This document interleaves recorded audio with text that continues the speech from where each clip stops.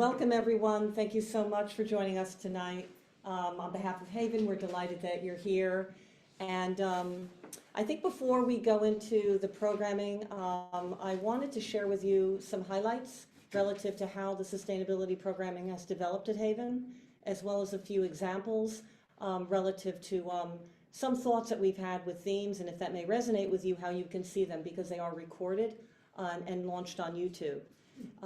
So firstly, in terms of part of the, on one side of the coin, how we came about with sustainability programming is being in Fairfield County. As many of you may know, you won't be surprised, but we actually index the highest when it comes to integrating sustainability efforts within our lifestyle. EV ownership, probably not a big surprise, but we are double. We index double over any other county in terms of being in Fairfield County. Another worthwhile point is rooftops with solar panels, heat pumps, increasingly sustainable building materials from a residential standpoint. These are just many areas, as well as other adjacent areas that within sustainability, when it comes to integrating one's life into one's lifestyle, we again index the highest. However, when it comes to the content and the exposure of the messaging of sustainability, there really isn't any continuity except primarily for HAYVN. Last year we had it every month, and then we decided to do it every other month from an early evening standpoint, such as tonight. And with that expectation is that we hope to provide themes, stellar panelists like we have tonight, as well as we've had presenters, that hopefully will provide you with guidance and key takeaways to what's important to you, whether it's from, say, a personal passion standpoint or, of course, professionally. And so with that said, I think a few examples just to share with some of you, and if it does resonate with you, I would encourage you to go onto the HAYVN site, and then you'll see it in the library. There's many of them at this point, and they'll launch onto YouTube. But a few quick ones would be build and design trends that transform nature in the built environment. We had a stellar cast in end of January with that. We had one called refashioning the future of fashion, refashioning the future of conscious consumption with a lens on fashion. And that was through the major global clothing waste crisis, landfills that are maxed out, that can't take any more product, and many other adjacent areas to support that kind of content. One more on a food level, we had milking sustainability with taste. And that had to do with regenerative agriculture and a prominent dairy owner with, we actually had a cheese specialist come down from Colchester with making specialist provided cheeses. She was like an artisan with cheese. So those are just some of the elements, just to give everyone a kind of an idea of the themes that we've had and the content. In terms of another point, I guess, just to mention with going forward with our next event, a heads up that we do have November 20th, our second annual Connecticut's Government Market Outlook on Sustainability. It will be on the policies and progress that have been made this year into next year with a representative, Dominique Johnson. Some of you may know of her. She represents Norwalk and Westport. However, she's also quite high profile within sustainability initiatives throughout the state. One of the biggest ones was she co-authored the Green Jobs Bill this past January, amongst many other initiatives. So we're definitely looking forward to having her. She would be a presenter, not a panelist, in that session. If it may matter, mark your calendars now, November 20th, but it will be in the HAYVN newsletters, this government outlook. And in terms of, I think the only other point would be with our holiday, we have a holiday vendor show that comes up every December. And that will be probably at least 40 vendors, if I'm not mistaken. And that's going to be a myriad of products for people to not just learn about, embrace, but hopefully get a lot of information that they can become customers of these people who are also trying to do good in this world with their own journeys. But I think we're doing it together with B Corp, the B Corp. Okay, Yeah. wonderful. So that's another point. And with tonight, it's stories from startups in sustainability. And so we'll talk about how these three very seasoned panelists really navigated the waters when it comes to their business models, market conditions, and then on another side, the diverse sustainable efforts that they integrated within their business models. So it's kind of two-pronged between sustainability and business. So we'll learn about that and much more, because they're all not only very seasoned, but they're also with vastly different industries that we'll come to learn. So lots of different views and guidance. With that being said, if each of you maybe can share a bit about your background, what you're currently doing, what your market position is like with your company, and how you came into sustainability. Maybe it was the mother of invention, or maybe it was kind of like we had to, but however that moment was. And Steffi, if you could perhaps start first. Absolutely. Hi, everybody. My name is Steffi Volo. I am the Chief Impact Officer with a company called Earth Animal. I'm not sure if you're familiar with that. We are innovators of health and wellness products for dogs and cats. There has been a retail store, an Earth Animal retail store in Westport for many, many years. We were co-founded by a veterinarian, holistic veterinarian, and his wife, Dr. Bob Goldstein, and his wife, Susan. And Dr. Bob actually formulates every one of our products. So we have healing remedies and supplements, we have food, chews, treats, and so on. And that is not how I started in the sustainability industry. So we're in the pet industry, and I've been in the pet industry technically since 1997. I was a co-founder of a company called Planet Dog based out of Portland, Maine. I don't know if we have sold to a larger company. That was a long time ago. But we, my business partner and I don't know, we didn't have two-legged kids. We all had four-legged kids, and we really didn't know what we were doing, right? We knew what we loved, and we knew why we loved them, right? We loved Ben and Jerry's, and we loved Patagonia, and we were just sort of starting out. And we actually very, very luckily got to see Gary Hirschberg, founder of Stonyfield Farm, speak. And the one thing that really resonated with us is he said, values equals value. And at that point, we knew we were going to do something that was socially responsible. I think the word sustainability at that time in 1995, 96 wasn't as prevalent as it is today. But we knew about the Maine Businesses for Social Responsibility and some other organizations, and decided we would do something in the pet industry because that's what we knew. We knew we were outside playing with our dogs and running with our dogs and doing things with our dogs. And that's how I personally got started in sustainability. Wonderful.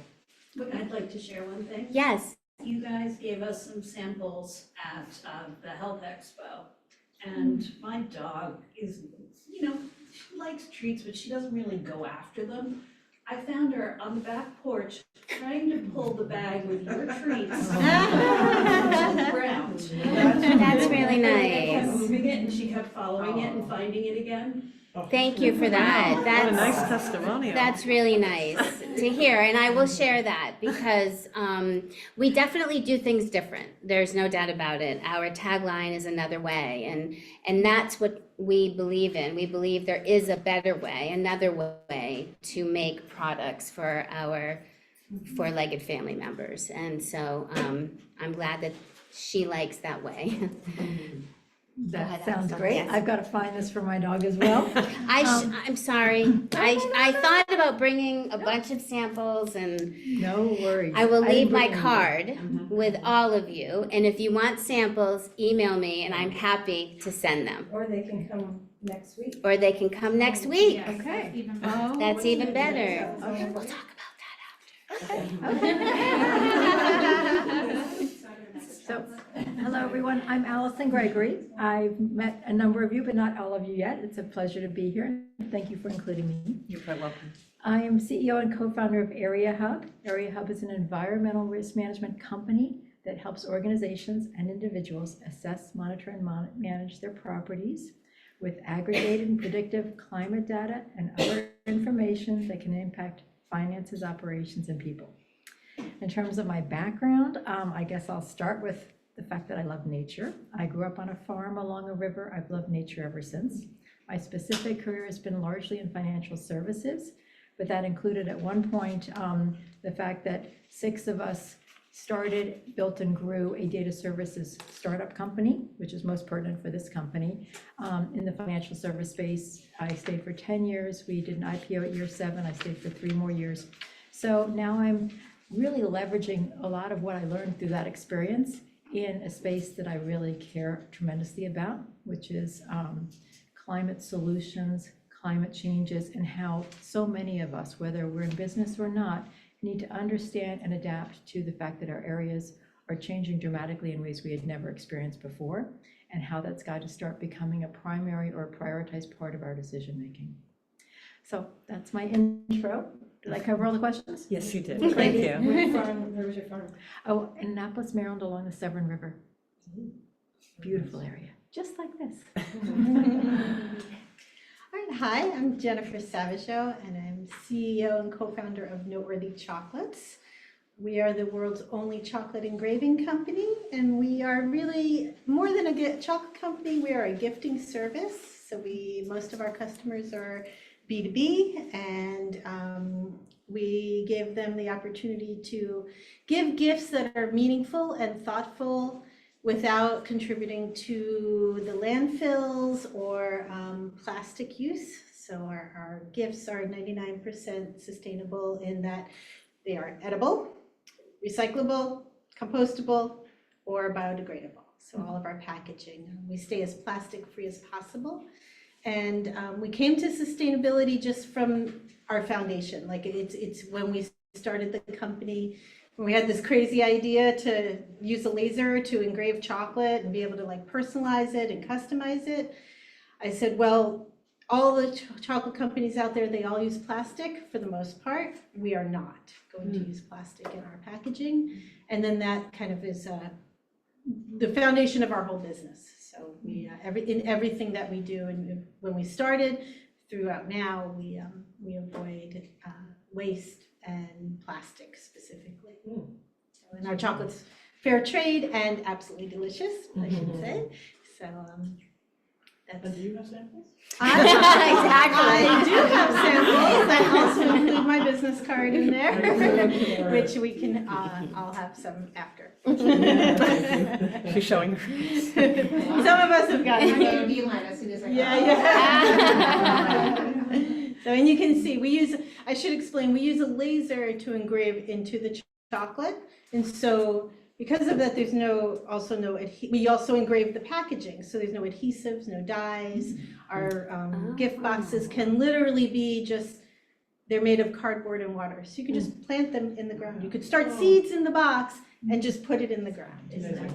That's amazing. And our idea, really, my idea is that we could change how we gift, right? Like our gifts don't have to be a burden on the people that we give them to or the earth, right? That's because, if you get something and it ends up in a closet or in the landfill, where's the, what's the point, right? It's just making more waste. So that's a gift that, makes Keeps people on giving, as smile. they say, yes. He makes people smile and like kind of leave no trace, right? Yes. Except for big smiles. Except you're not here, maybe. Well Yeah, said. Depending on how much. Exactly. Then you could go walk outside. That's right. With your dog. Yeah. I love it. Are you gonna get into like why did you do that? What is your motivation for? Being in sustainability? No, for developing this company that Oh my has gosh. all these things. Yeah. And should I do that? Yeah. So- We're gonna get to it, I don't wanna put the cart before the horse, right? It's fine. Yeah. It was just a crazy idea that my co-founder and I had to, we were looking for something new to do. We had closed down a company and then he had a job and then we said, we're done with this corporate job thing. What are we gonna do next? And then we just had this crazy idea to see if we could use a laser to engrave chocolate. That's really how it came about. And once we figured it out and that we could, and that we saw that nobody else in the world was doing this, that's when I said, okay, well, we can do this, so let's make it a gifting company. And then that became, how do we create a thoughtful gift that's thoughtful in all ways? So, yeah. Truly all encompassing It's with that great. statement It's- of thoughtful in all Yeah, ways. and that's the point, right? Mhm. Like in our like most foundation, you know, and like it's foundational, right? Yeah, Like yeah. if what we can do be built on that foundation, then that's, you know, that's how, right, business for good. Yeah. Yeah. And personal. Yeah, and personal, because it's about how you make other people feel, you know, it's not a giving, when you give like one of our gifts, it's not just about you giving the gift, it's about the person who's actually, you know, they're receiving it. So, you know, just, not to get too much into it, but like we can engrave individual names and messages into the chocolate just by a spreadsheet. So that's the technique that we developed, and, you know, that's, you know, when you get a piece of chocolate with your name in it and saying like, thank you so much for a wonderful year, looking forward to doing business next year, or something like that, and then has the person's signature and maybe their logo, like, then it's about you, but it's more about them. Yeah, And true, that's that's amazing. really I like can't believe the no one's concept done of gifting, right? Like the gift should be about the person. That's why we spend time thinking about, oh, what would my, you know, my clients like, or what would my aunt like, or who my guests at my wedding like. You know, you want to make it about them because they're important to you. Great, yes. So why don't we start with a rather large question that I think all of you can answer with some really good detail. The how and the why in terms of how did the early stage come about, the circumstances? I know with Steffi, she came in as that next stage of critical market growth. So you weren't early stage, but still critical to where you are now and where the company is.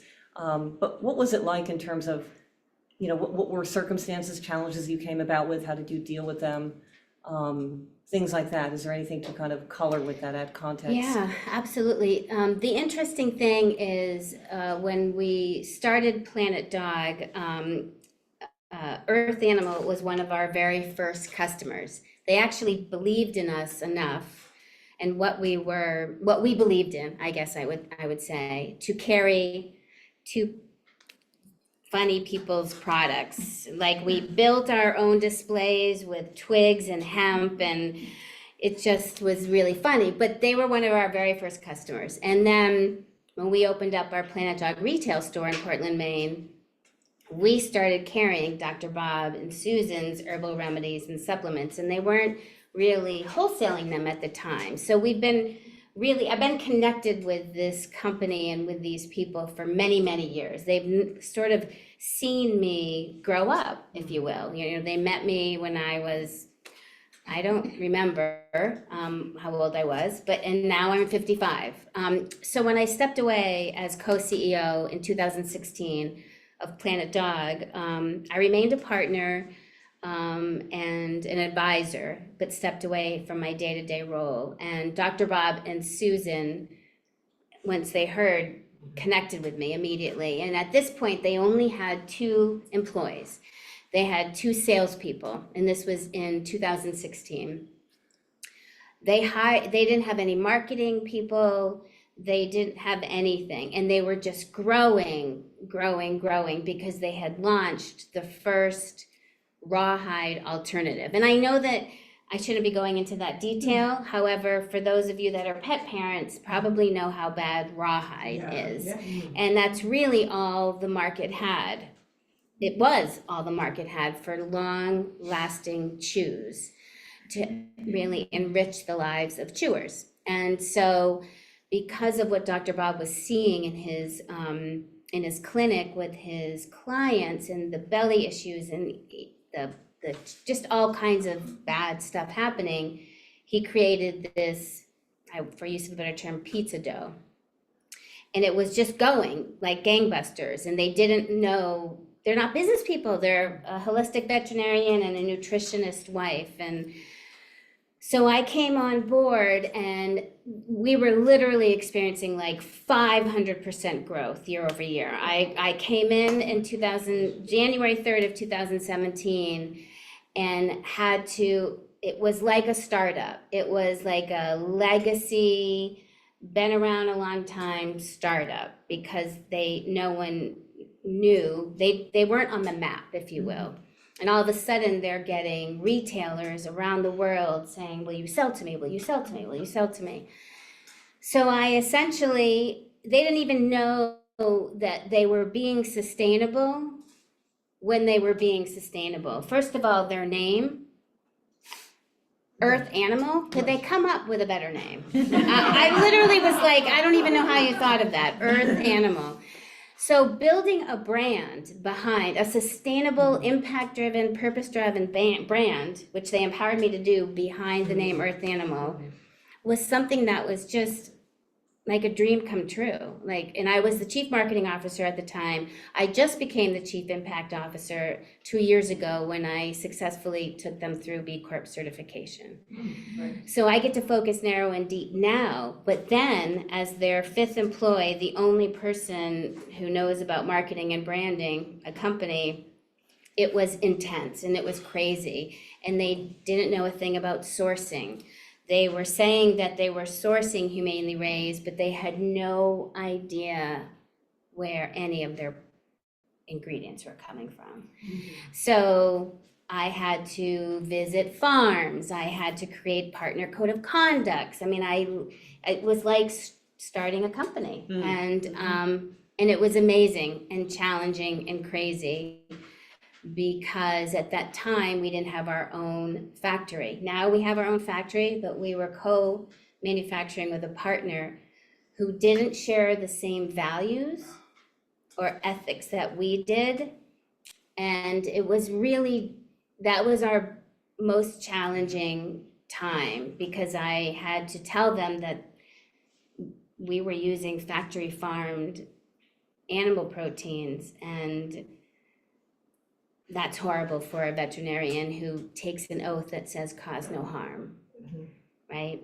Even with this inherent conflict that we have, because we do use animal proteins in our products, but now we make sure that they live the very best life they have on this earth before we use them. And that is something that we feel very strongly about, and only use third-party certified, humanely certified animal proteins when we use animal proteins now.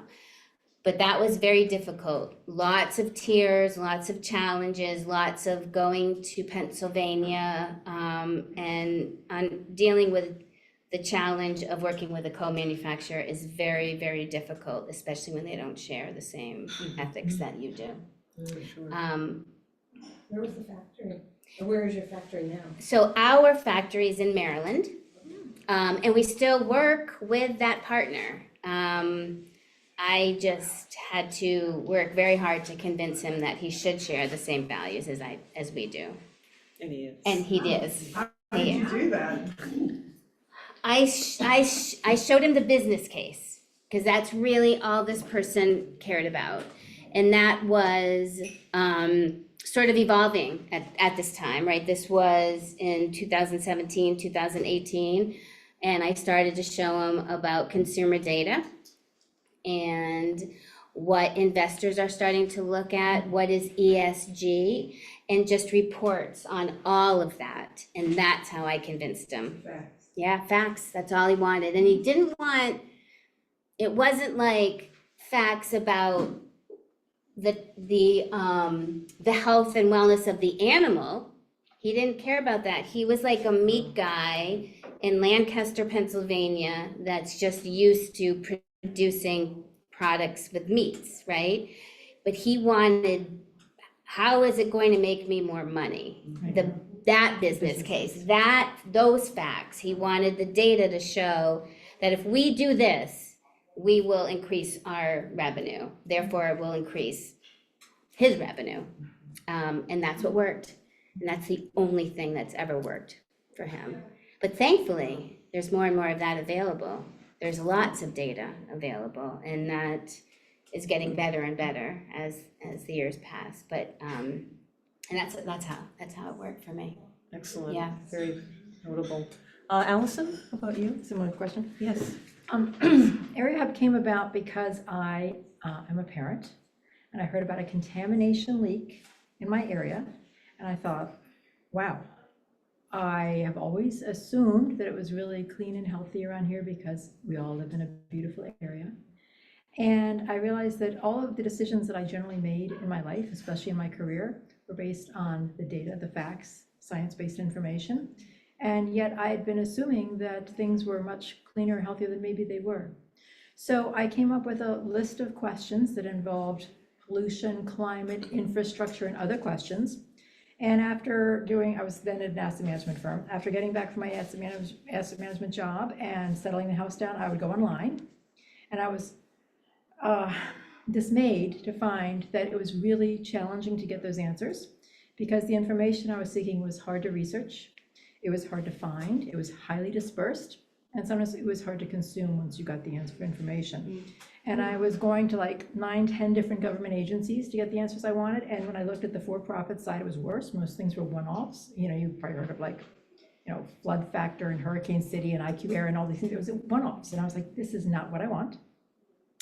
So I spoke with several people who became my co-founders, and I said what I had been wanting was a single platform where I could clearly, efficiently, and easily be able to look across all the topics that pertain to my area and access that information, drill down to underlying details, understand what that information means if I was not completely familiar with it, and also what were the steps I could take to mitigate or prepare for those issues.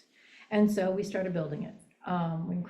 We've created a company, started building it. Because we had a very ambitious approach, because we wanted to cover so many topics. We cover over 35 topics for the entire nation, and we ingest it all daily, in many cases throughout the day.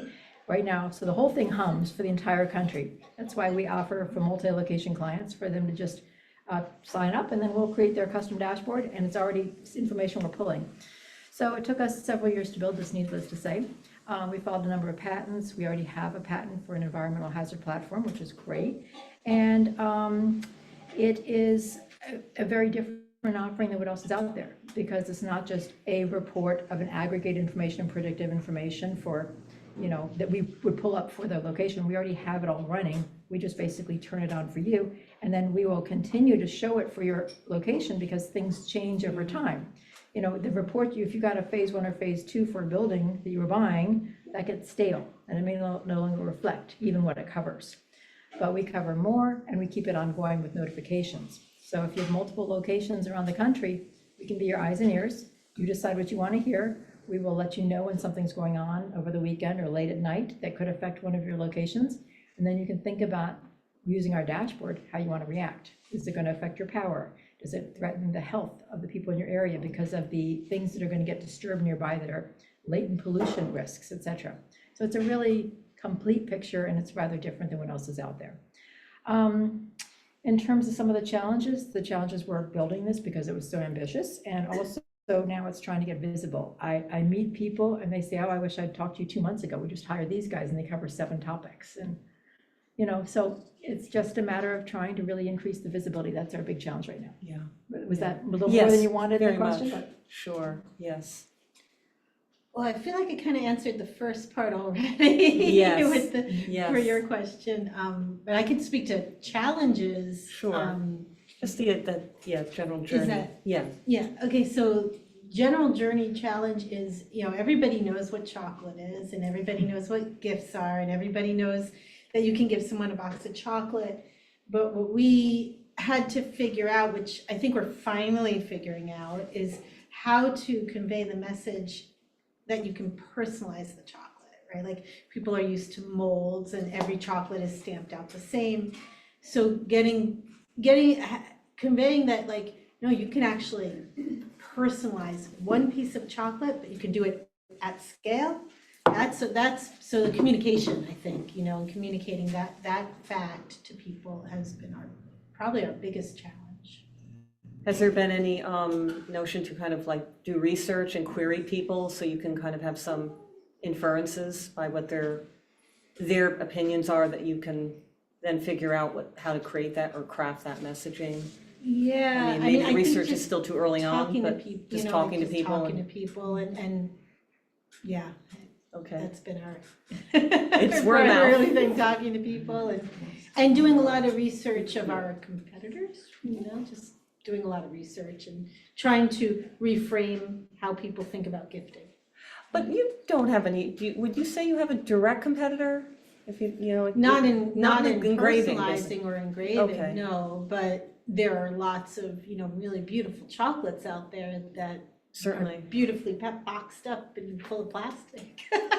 Yes. Packaging, but not for what we do specifically. And that's the challenge, is that when we first started, we would say, nobody knew what that was. Like, what does that even mean? Because you can say custom chocolate and lots of things will come up for custom chocolate. What does that actually mean, right? Like, you can customize your chocolate. Well, that means that you could choose, 6 different flavors to put in the box.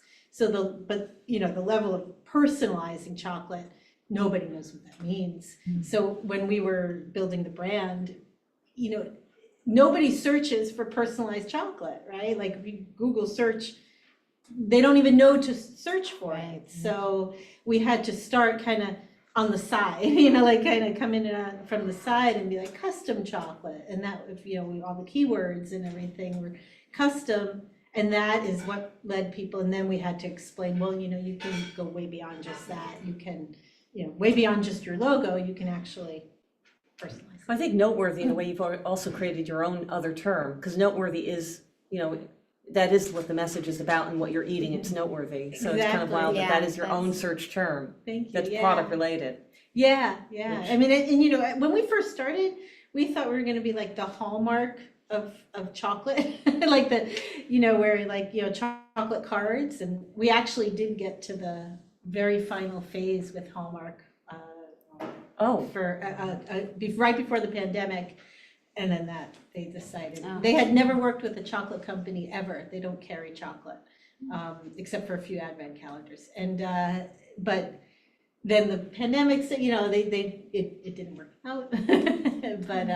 But that's what we thought. So we thought people were gonna go on our website and write epic love letters to each other, and because you could write we've had people publish books in chocolate. We probably have the world's only chocolate book published. Wow. What's that? The entire book? Well, yes, somebody wrote a story to be engraved in chocolate. So the story actually is about a chocolate that somebody dreams up that comes, it's a whole story around a chocolate book.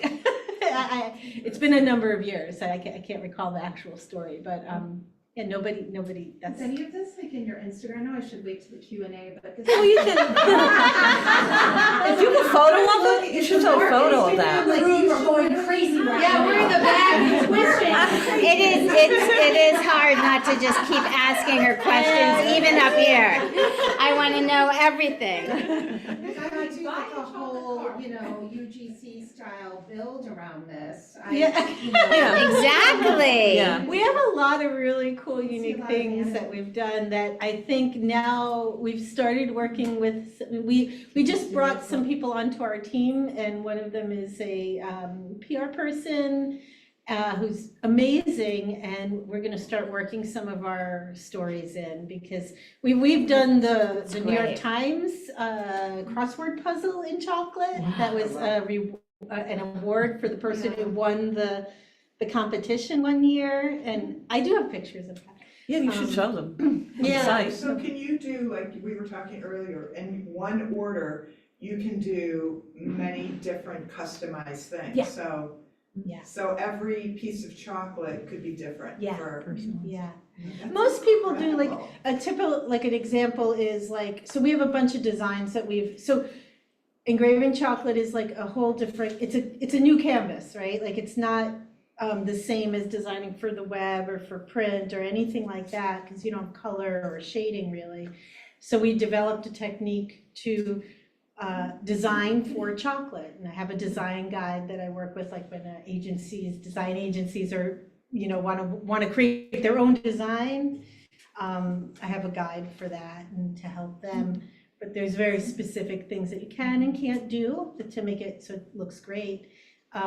So we've developed, we've kind of have a whole curated design collection, and very often what people do is they'll pick let's say Happy Holidays, and then we'll modify it and add their logo or something like that. And then they have a spreadsheet and they put in the recipient's name, address, and then if they want, they can have underneath like a card. So, let's say the top of the chocolate is this pretty design, and then the bottom of the chocolate would be, "Dear Jill," and their message. And you could have, "Dear Jill, thank you, you're the best client." And then you could have, "Dear Felicia, thank you, we hope to work with you in the future." And you could have, "Dear Carrie, you're the best employee in the world." And that is all just on one spreadsheet, all in the same order.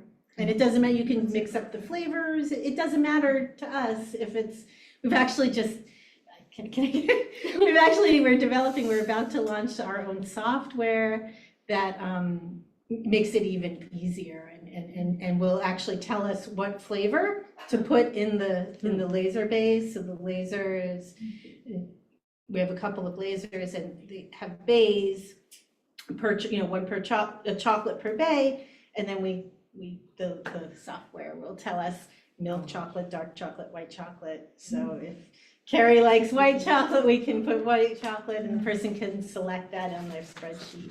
So does your facility actually produce the chocolate bars or whatever cards or just rounds or whatever they are? Do you source like cocoa and the ingredients so then you make your bars?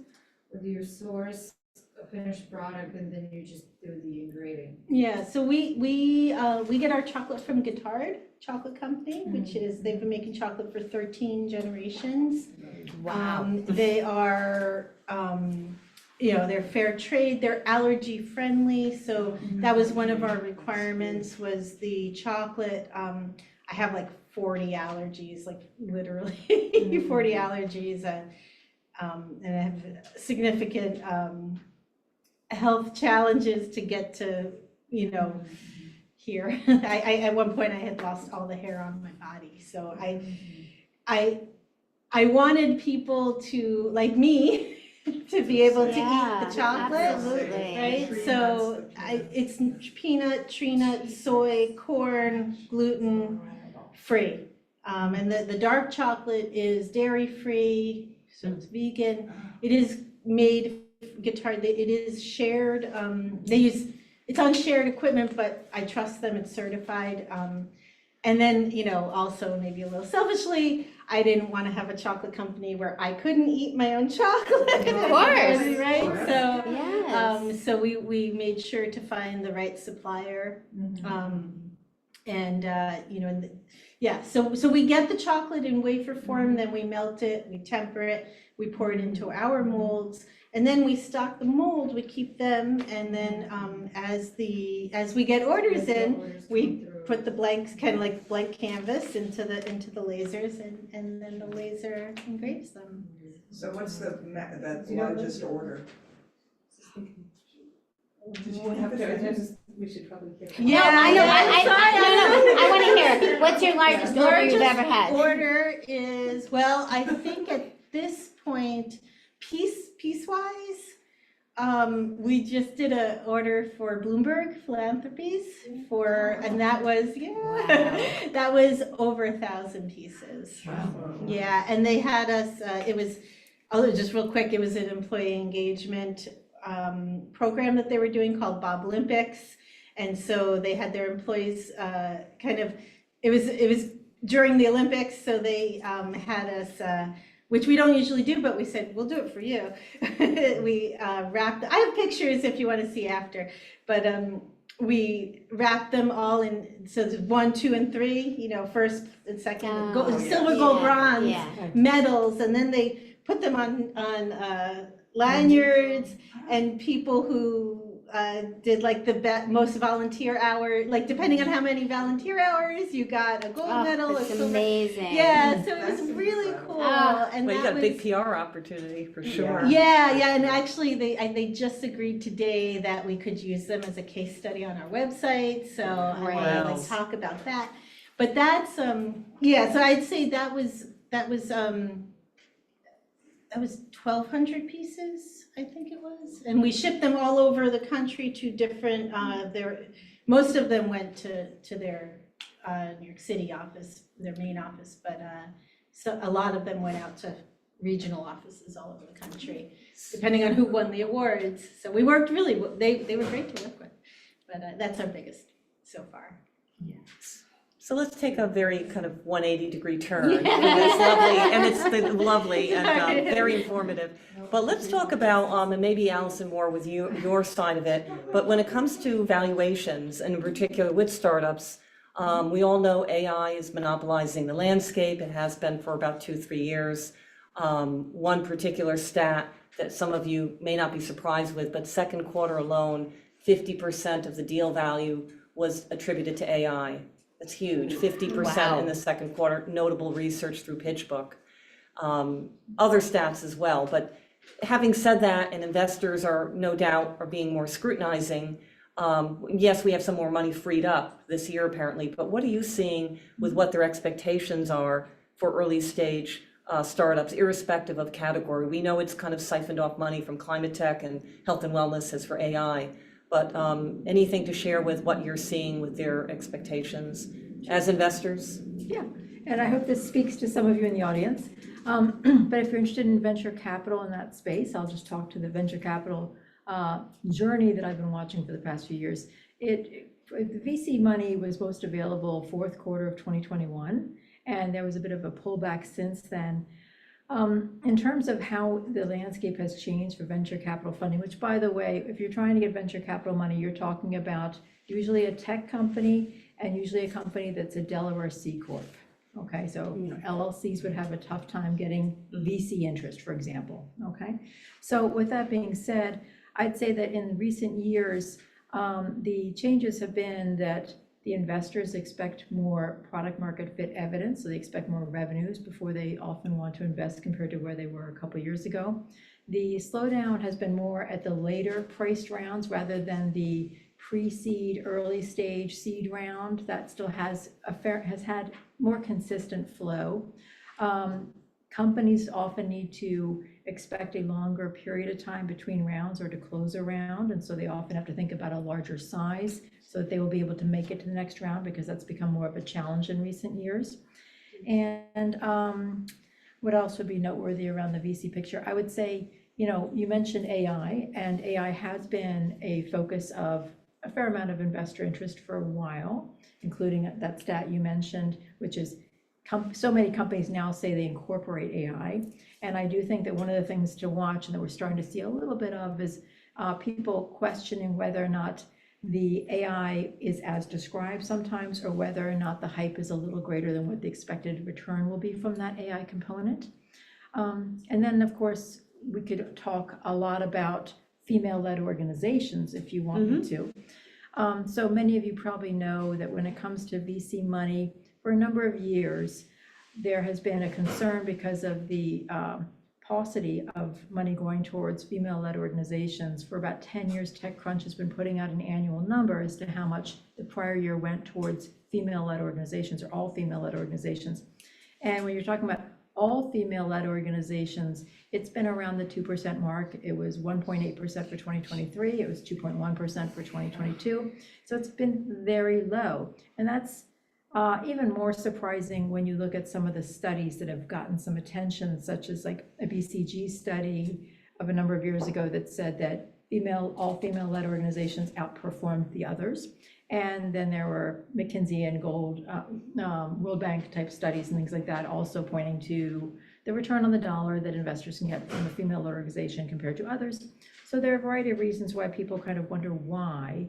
In any event, that from a female-led perspective, I'm optimistic that things may start to turn for a number of reasons. One is because you have a number of funds that over the course of time have been set up to do impact investing or female-focused investing. Also, you have like Melinda French Gates putting out $1 billion towards women empowerment. You have a fair amount of discussion lately with the Show Her the Money movie, which is showing soon in this area, that Catherine Gray and others put out, which talks about the great wealth transfer, which is expected over the course of this decade, which is going to go in large measure towards women. So when you look at the combination of these things in terms of the undervaluation of female-led organizations, the opportunity set in terms of how well they perform based on these studies, the directed activities such as Show Her the Money and Melinda French Gates' efforts and others, I'm hopeful that we're going to start unlocking more of the opportunities that women are leading with their innovation and with their startups. I think, don't you think also if Kamala gets in, that there'll be a reverberative effect, certainly as a woman president? I mean, I don't know. it seems Could like be. that would be another related I don't know. I'm not follow sure. through. I think that, whether or not that changes the picture of the decision makers in the room at VCs, I don't know. But having new people in rooms, even if they're different rooms, could really make a Yeah. big difference. Mhm. I'm not sure. So maybe in a year or so that would Did you say happen. that was a Show for the Money movie? Yeah, there's a movie for about a year.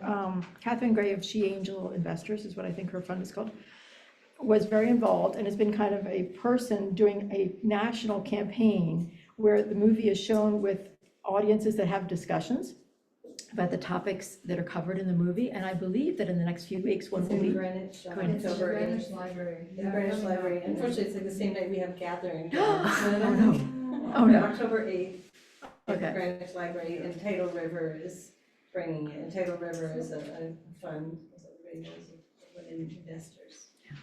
Well, one of the things I think that's great about that movie is it's a catalyst for discussion. And instead of just putting the movie out, Yeah. they've made this whole tour campaign where they have events where large numbers of people are brought into a room, watch the movie, and then engage in a discussion. And it's really about how it can not only inform people about wealth transfers that are increasing and reasons why this might be an overlooked area in terms of being a great investment opportunity in many cases, but also it's just really I think can help get people thinking about the specific action paths that they can pursue following the movie. So I don't know, we'll see.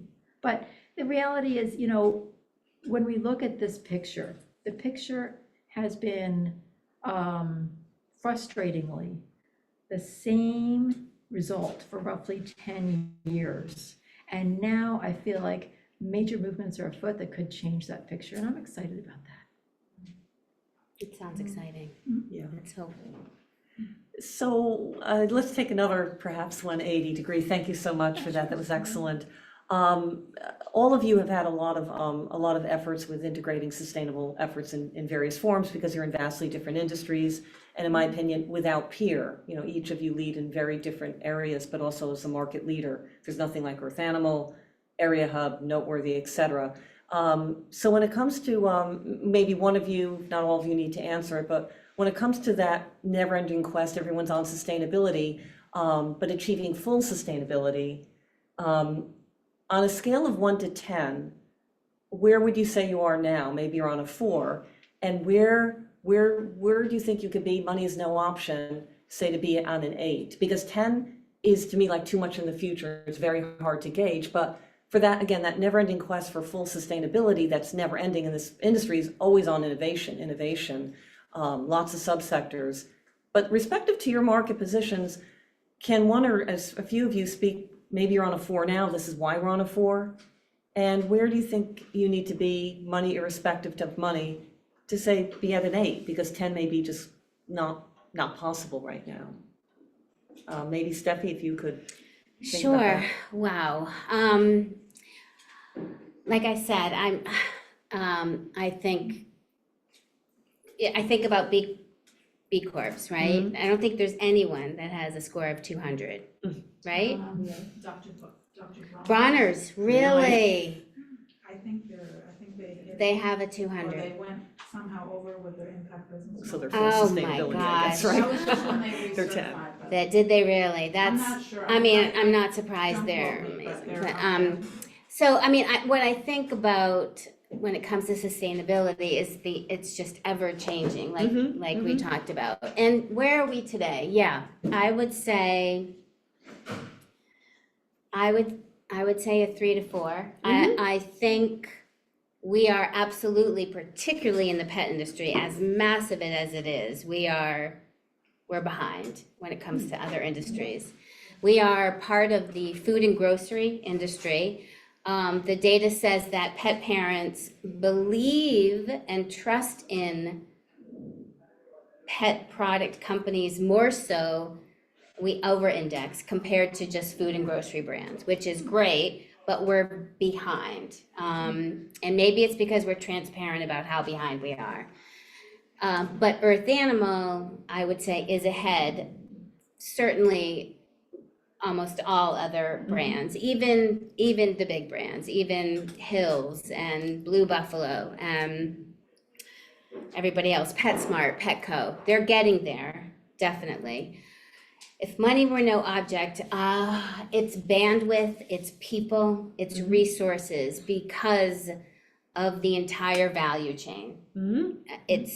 There are so many levels to our value chain, and if I had just endless amounts of money, I would ensure that not just Earth Animal is as environmentally and socially sustainable as possible, but every member of my value chain is as well, because. And proven at that with transparency, of course, and that would be like a near 10, I guess, if that was. Yeah, it would be close. Because it's always about continuous improvement, right? Because we are creating an end product. We're a CPG company. Therefore, we have a footprint, and we try to minimize it all the time. But we're just getting started in our scope 3 greenhouse gas emissions. We're just getting started. We have hundreds and hundreds of partners, and they're signing our partner code of conduct, which is a huge step, but now they have to work with us. I'm helping them start measuring if they're not measuring. So And that you need a lot of your own money. messaging with Exactly. your own PR and Of content course, eventually. Of course, yes. But we are incredibly transparent. We won't work with a partner that can't sign on to our partner code of conduct. And it follows the SDGs. It also follows the international law around human rights and such. And but it's also very strong in sustainable and responsible sourcing when it comes to biodiversity, when it comes to packaging. And we try very hard to be as thoughtful and back up our words with meaningful actions, but it's just about working with your partners that also do that as well. Jennifer, do you have anything to add, perhaps? You have sustainable packaging, I think. Yeah, I And the feel fair like trade this, chocolate. like this, it like kind of breaks my brain a little bit to think Yeah, about. totally. Because like in our little bubble of Noteworthy Chocolates world, I feel like, we might be like a 7 or, because we built it to be that way. But then when I think about like, we use electricity, we use, our chocolate has to be shipped to us. Like when I think of the bigger picture of how the things get to us, and then it goes down, right? Like if there was no money, I would build a facility that had solar panels, and that would, we could run our, get our electricity that way, or I would, like there's things that I could do, bring in. I would be able to, so sourcing some of our packaging, I would, right now I would work with exclusive, packaging companies that are, I do already, actually. Like our tissue paper, like, I don't know if like tissue paper is not recyclable. It's coated. And so we source tissue paper that is recyclable and biodegradable. It has no coating, and it's printed with, environmentally safe inks. Okay. So like, but we use a sticker on the back of the chocolates because you have to label your chocolate. So at one point I was working with a company that uses a sustainable adhesive, like a biodegradable adhesive, but that I couldn't afford it anymore, so we had to go back to a regular label. So like there's those kinds of things, but like if I just look at my little bubble, like I feel pretty 7's good. good. Very good. That's impressive. Use a stamp. What's that? What if you stamp it on instead of sticking it on? Maybe it'd be hard because we have different flavors. Maybe that's a. I'll Like a think about chocolate that. stamp? Yeah. Ink stamp. Yeah.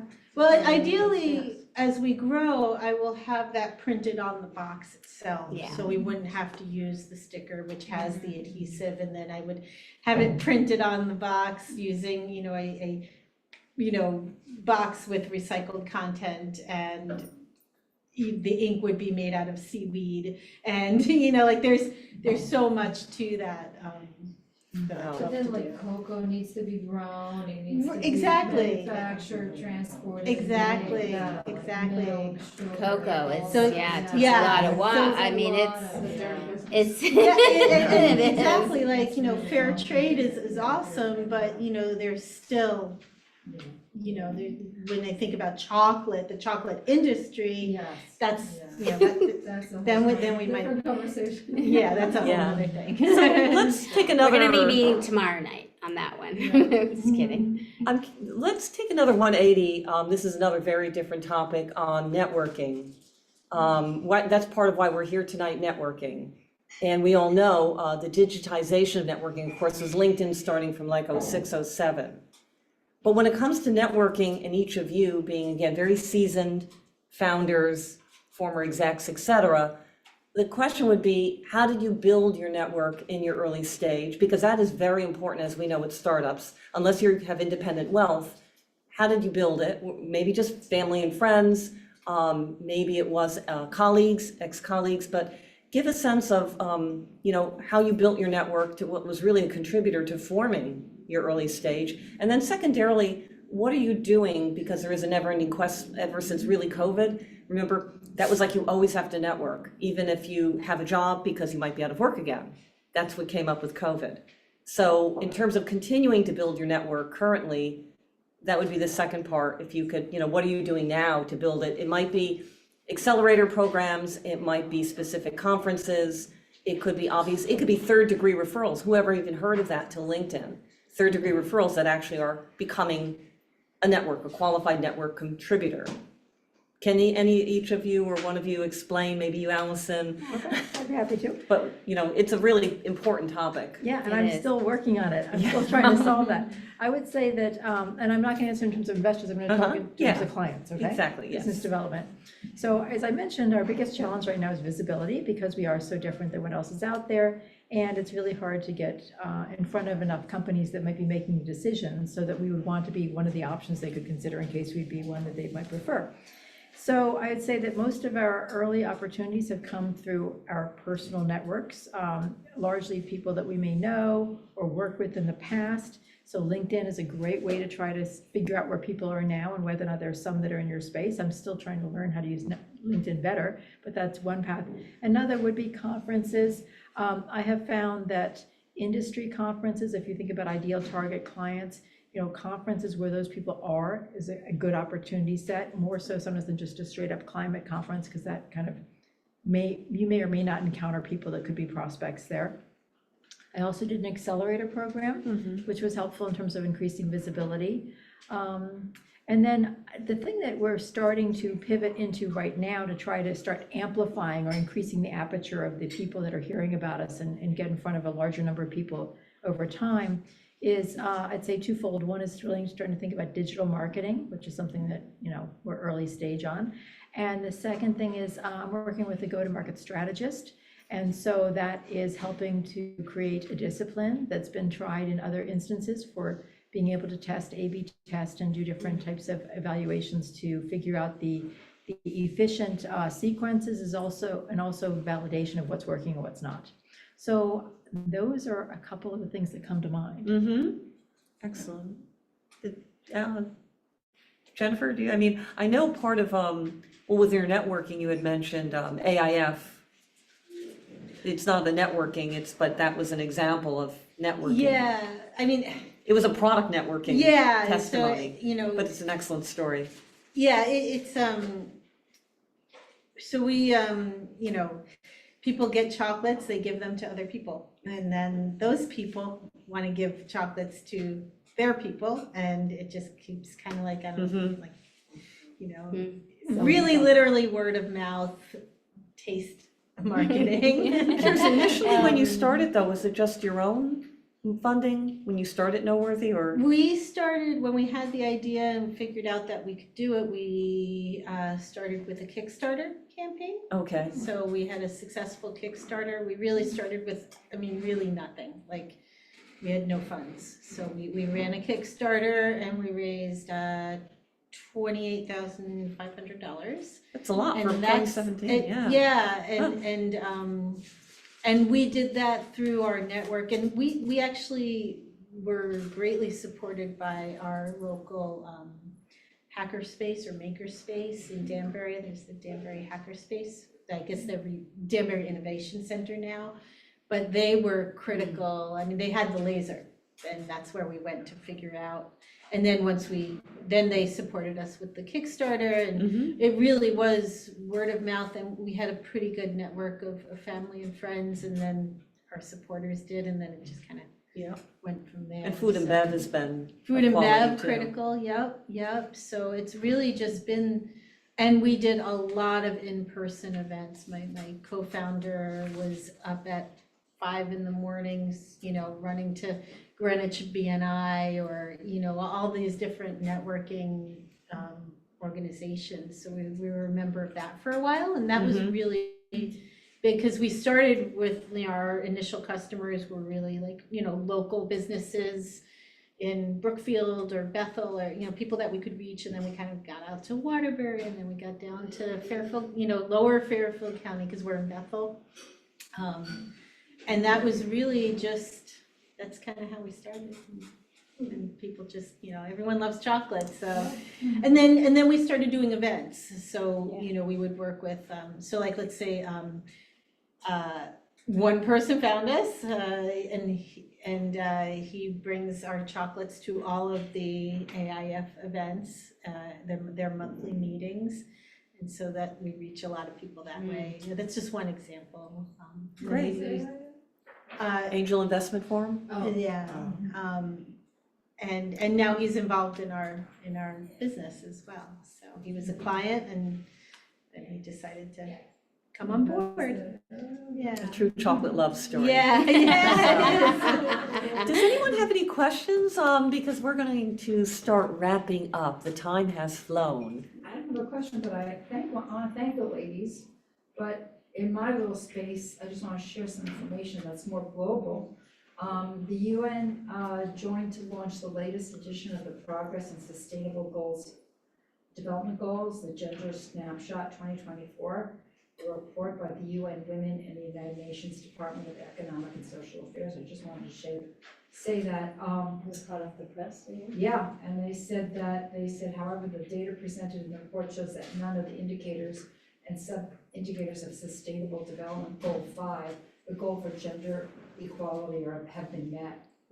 And just wanted to say that, which is kind of sad. But the good news is that as independents, we can work very quickly, and we can implement very quickly. So I think that's our little asset. Yeah. So it's a little comment. And in the aggregate, that can be a lot of power. Yeah. That's right. So, yes. It seems like all of you with sustainability did it on your own accord. And I think of all your individual businesses are making such a difference. Did you feel pressure to have to do it? Because if every company felt your same instincts, especially, being a 7 and no one's really forcing you to do that, how would other companies jump on board to make such a difference in our, it's like, what made you guys so special to focus on that with not really being forced to? I think part of it, to me, is they are also so wildly different within their competitor set, Yes. and that was maybe the most, and then it kind of aligned with the social value. Or did you do it because ethically you felt Yeah, this is what should be done? yeah, Values aligned. yeah, it's Right. definitely, Passionate. yeah, Yep. for Will not give sure. Yep. Absolutely impact driven. There's no doubt about it. We knew what kind of, prior to that, I don't know, are you familiar with Stonewall Kitchen? Oh, Yes. yes. So Okay. I went to high school with one of the founders, Johnny, they hired me on to open their stores for them. And believe it or not, they were not sustainably focused. And at that time, this was before we started Planet Dog, actually Johnny and Jimmy, the founders of Stonewall Kitchen, were my and Alex's mentors. They taught us business and we taught them values. Neither one of us had our MBAs. I actually didn't even graduate from college.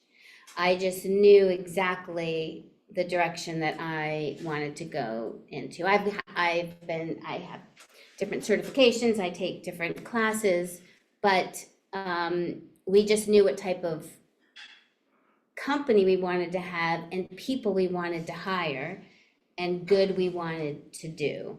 And that's the way it is at Earth Animal as well. I do think things are shifting. I do think with regulatory and things that are coming, or particularly around ESG, environmental social governance, we definitely with packaging, EPRs, and there's a lot for businesses that we're going to have to start reporting on, science-based targets and SEC rules. There's a lot that's going on when it comes to sustainability, and that's good. Right. We want that because it will help change. But certified B Corps, it's a big, big movement. I'm not sure if you're familiar with that movement, but that is what it is. It's a movement benefiting all stakeholders. It's essentially social capitalism, I guess, is the best way to say it, but using your business as a force for good. And they have provided the governing body, B Lab, provided a framework for businesses to use, regardless if you get certified or not. So there's this open framework that any business can use if they want to start going in a direction where they are using their business as a force for good and benefiting stakeholders rather than just shareholders. And I think that's phenomenal, that B Lab open source, this amazing framework, right? Yes. Where did you grow up, Stephanie? I grew up in New Hampshire. Okay, so it was ingrained in It you. was, oh yeah, that's another time, but yes, for sure, incredibly ingrained in me with my family. And then moved to Maine. Just a quick question for Alison, for you, if you don't mind. So you mentioned there are 35 parameters that you take Over on, 35, yeah. around 30.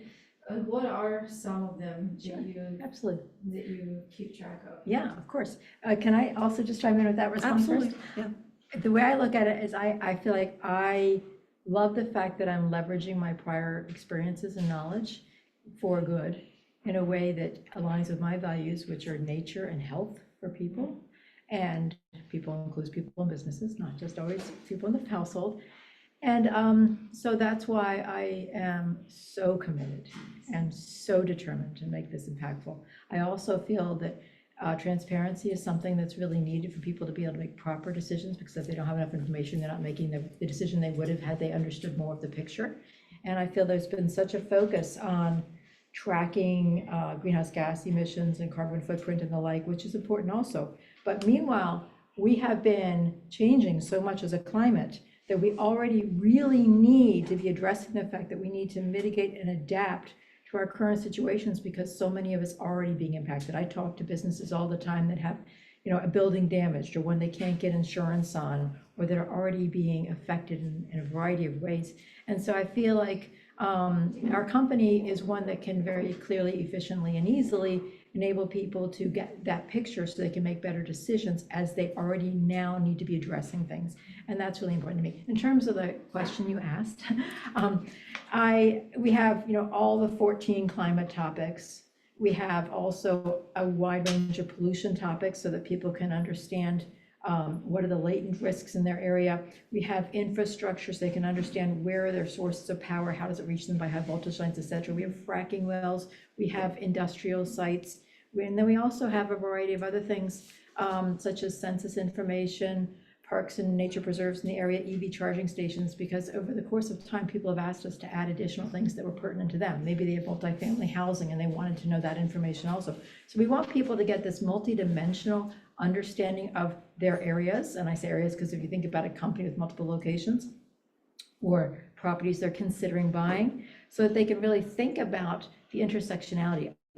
The reason why I wanted more than just climate topics is because if you're having a flood or a wildfire destroying things or a tornado, you've got to think about not only whether it's going to affect your building or your home, but also what might it disturb that could impact you. And the impact might be releasing, maybe there's a factory nearby that processes a lot of toxic chemicals, and now that building is just damaged, and those toxic chemicals might be getting released in the area.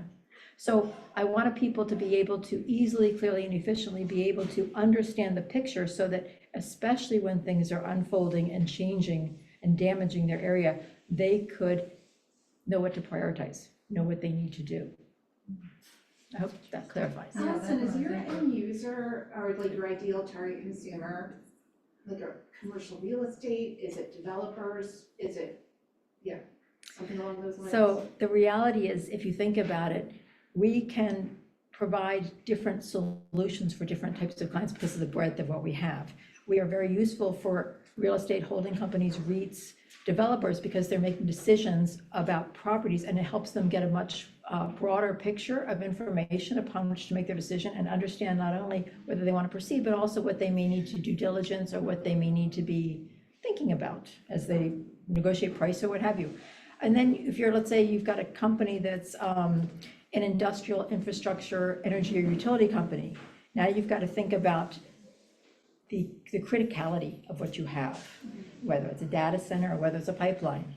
And so therefore we can give people this picture of the area, but also an ongoing picture because we're going to maintain that location, and we can give them notifications about things that, might affect them, because if they have periods where they're down, it can be really impactful to them and to others, right? So there are different use cases. A healthcare company might care about the fact that we have the pollution information. Maybe they've got senior centers or nursing homes or whatever. And so they may care more about the pollution than some of the other things, but also the infrastructure because of the reliance on power for their vulnerable population. So there are many applications. The big focus for us so far has been real estate related companies, and we've been signing contracts in that regard, and insurance. But we are finding that the sales cycle is so long. That's why we're doing the go-to-market assessment to see whether or not we want to pivot to some of the other spaces like industrial infrastructure, data center, and the like. Well, I would also probably think even municipalities so that they can do their zoning and urban planning for the future and how cities are going to develop. And, Absolutely. Environmental justice, climate resiliency, climate adaptation planning, we can be very helpful for those things.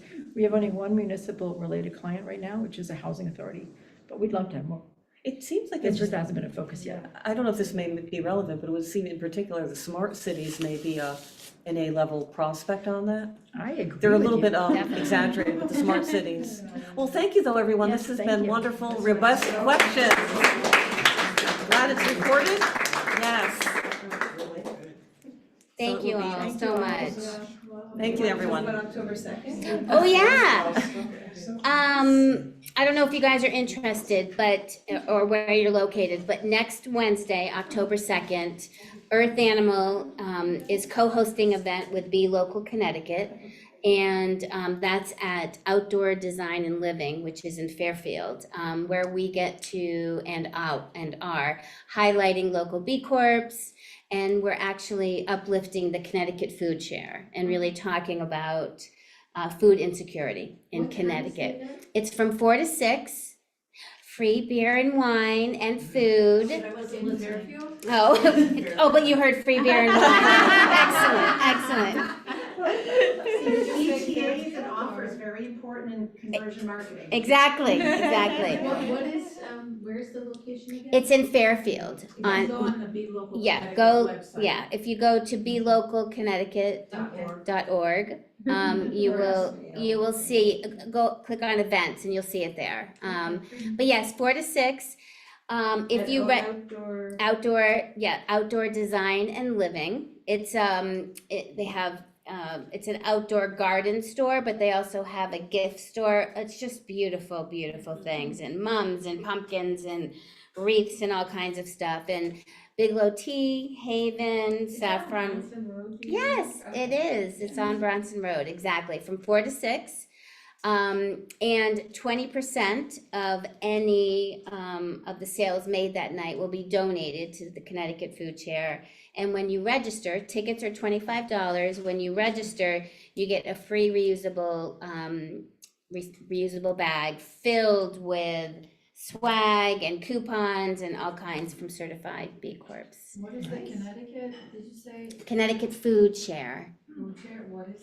The Connecticut Food Share is an organization that essentially supplies local food pantries and other organizations across, it's a food bank. It used to be the Connecticut Food Bank, but they changed the name to Connecticut Food Share when they rebranded. You know, it happens.